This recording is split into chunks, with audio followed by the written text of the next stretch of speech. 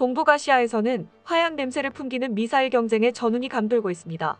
북한은 동해에 자신들의 순항미사일 시험 발사를 한 것에서부터 시작해 철도 투발 탄도미사일도 공개에 논란이 되고 있는데요. 우리나라도 숨겨놨던 순항미사일을 공개하면서 북한의 도발에 정면으로 맞서고 있습니다. 그런데 한국의 순항미사일이 외국의 순항미사일보다 우수하다는 평가가 나와 흥미를 끕니다. 또한 공개된 순항미사일은 빙산의 일각만 보여줬을 뿐 더 큰 비밀들이 많아 군 전문가들의 주목을 받고 있습니다. 특히 중국이 한국의 순항미사일에 사거리에 놀라 숨을 죽이며 지켜보고 있는 상황입니다. 일본도 부랴부랴 순항미사일 개발 발표를 했지만 웃음거리만 되고 있는데요.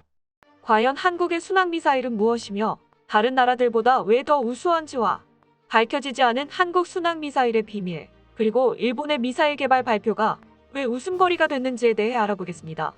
한국의 현무미사일 공개 이후 잠시 잠잠했던 북한이 대뜸 순항미사일 시험 발사의 세간에 논란이 되었습니다. 특히 북한의 순항미사일의 성능이 예상을 뛰어넘었던 것에 충격을 받았죠. 북한이 공개한 순항미사일은 팔자를 그리며 7,580초를 비행했는데 이는 126분으로 2시간 넘게 순항미사일이 비행한 셈인데요. 이것은 북한이 미사일 엔진 성능을 대폭 강화했다는 증거가 됐습니다. 이외에도 북한은 장거리 순항미사일 발사 보도를 낸 후 이틀 만에 파악하기 힘든 탄도미사일 2발을 발사했습니다. 이후 북한의 조선중앙통신은 해당 탄도미사일은 열차에서 발사되었다고 했는데요. 북한은 철도기동미사일연대를 소개하며 그들이 북한 중부 산악지대로 기동하여 800km 거리의 표적지역을 타격하는 훈련을 진행했다고 밝혔습니다. 이는 마치 과거 구소련이 운영했던 철도 탄도미사일 발사와 유사한 시스템이었습니다. 그런데 전문가들은 북한의 철도미사일 발사 시험을 실패한 계획이라고 보는데요. 그 이유는 구소련의 경우 광대한 국토의 복잡한 철도 노선 덕에 미국이 정찰위성을 동원해도 그중에 탄도미사일 탑재 열차를 발견하기 어려운 장점이 발휘되는 반면 북한의 경우 국토의 면적도 좁고 상대적으로 철도 연장도 그렇게 길지 않아 구소련에서의 철도 탄도미사일 발사 시스템이 얻었던 효과를 그대로 기대하기 어려울 것이라는 것입니다. 그렇다면 북한은 어째서 철도 기동미사일연대라는 것을 새로 조직하면서까지 철도 탄도미사일 발사 시스템을 도입한 것인지 의문이 생깁니다. 한 군사 전문가는 북한이 미사일 발사 차량의 운영에 문제가 있을 것으로 예상했습니다. 북한의 미사일 발사 차량이 마치 북한의 탄도미사일 위치를 탐지하기 어렵게 한다고 말하는 전문가들도 있지만 사실 미사일 발사 차량이 제대로 기동하기 위해서는 도로가 잘 갖추어져 있어야 합니다.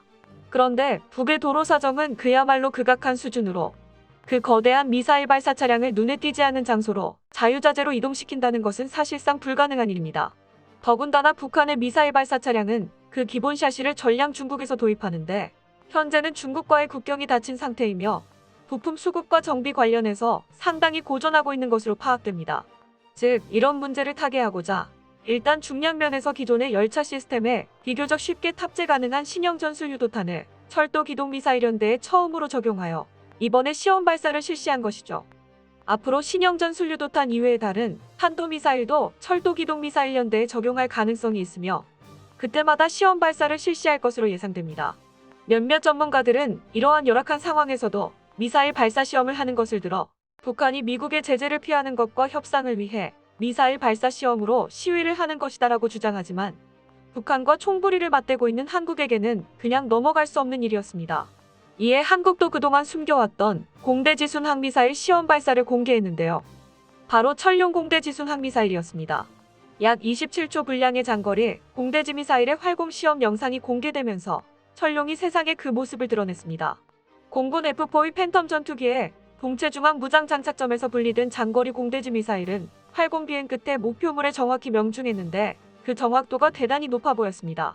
500km 이상 떨어진 적 지휘부를 1m 내외의 오차로 명중시킬 수 있고 지하 벙커를 파괴할 수 있는 관통탄두 기능을 탑재하고 있어 그 위력이 대단할 것으로 판단됩니다. 한마디로 적 수뇌부들을 암살하기 위해 1m 내외 창문만 있으면 가능하다는 소리와 마찬가지입니다.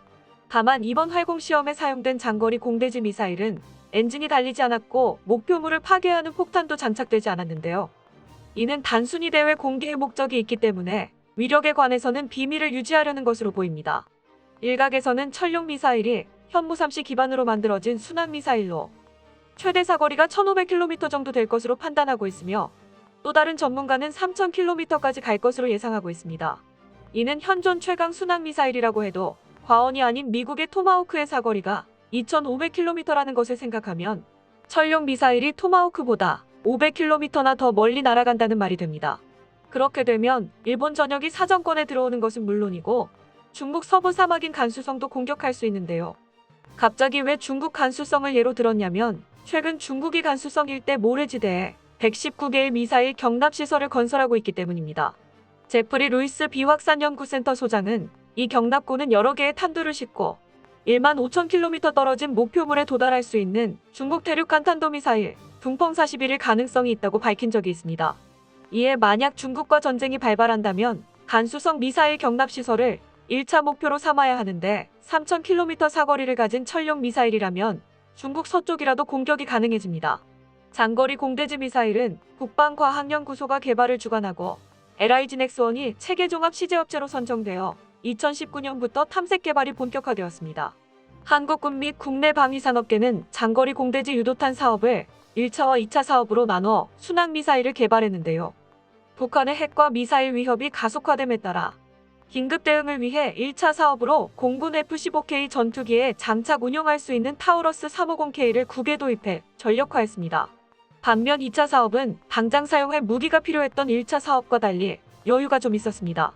때문에 KF-21 보람에 전투기에 장착되는 국산 장거리 공대지 미사일로 방위사업청은 한국형 전투기 사업 일정을 고려해 국내 개발하기로 결정했는데요.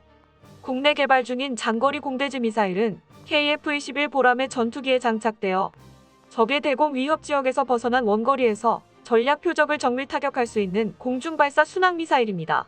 한국에서 개발한 장거리 공대지 순항미사일은 독일과 합작해 만든 타우러스 순항미사일보다도 더 우수한데요.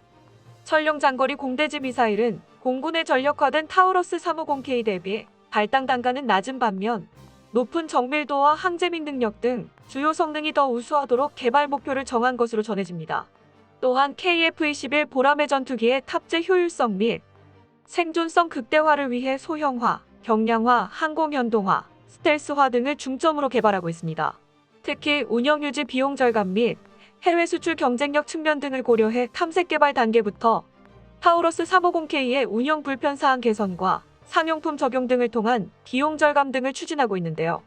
하지만 일각에서는 KF-21 보람의 전투기의 성능 부족을 탓하며 타우러스 350K의 추가 도입 혹은 타우러스 350K의 공동 개발을 주장하기도 하지만 KF-21 보람에는 아직 개발 중에 있는 기체이며 정확한 성능은 다 개발되고 양산될 때까지 누구도 알 수 없습니다.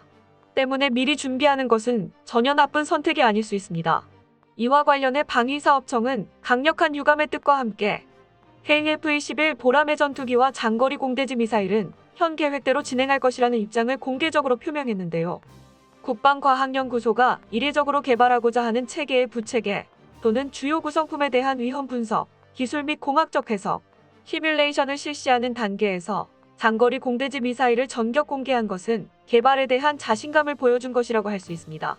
천룡 공대지 미사일은 탐색 개발이 완료되면 2022년부터 체계 개발을 진행할 예정이며 총 사업비는 개발 비용 3,100억 원 그리고 양산 비용은 5천억 원을 포함해 2031년까지 총 8,100억 원이 투입될 예정입니다. 더 중요한 것은 이는 천룡 미사일의 빙산의 일각일 뿐입니다. 바로 천룡 미사일의 파생형이 존재하는데요. 한 해군 관계자는 부산 한창호함 SLBM 발사 성공과 관련하여 인터뷰를 가졌는데 이때 은연중에 전방 어뢰 발사관에서 천룡 순항미사일을 발사할 수 있다고 밝혔습니다. 이는 천룡 순항미사일이 잠대지형으로도 개발 중에 있다는 것을 의미했습니다. 이 말은 천룡 순항미사일도 현무탄도 미사일처럼 제식화될 것이라는 뜻인데요. 현재 공대지와 잠대지 천룡 미사일이 수면에 드러난 것입니다.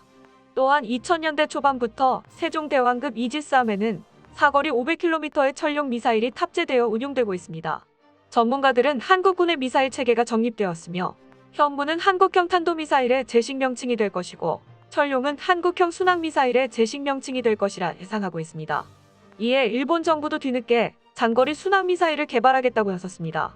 가만히 표적이 되는 것을 우려한 나머지 일본 정부는 현재 사거리 150에서 200km가량인 12식 지대함 유도탄의 사거리를 5년에 걸쳐 900km로 늘릴 계획이고 최종적으로 1500km로 늘리며 여기에 레이더망을 피할 수 있다는 스텔스 성능도 개발할 계획입니다. 그런데 전문가들은 일본이 그동안 너무 자만한 나머지 한국과 메울 수 없는 격차가 벌어진 상태라고 말하며 개발된다 해도 미사일 단가가 얼마나 비싸질지 예상이 안 된다고 말하는데요. 한국이 크고 강한 주변국들에 전혀 주눅들지 않고 오히려 위협적인 군사 강대국이 된 것에 박수를 보냅니다. 끝까지 시청해주셔서 감사합니다. 도움이 되셨다면 좋아요를, 다른 이야기도 궁금하시면 구독을 눌러주세요.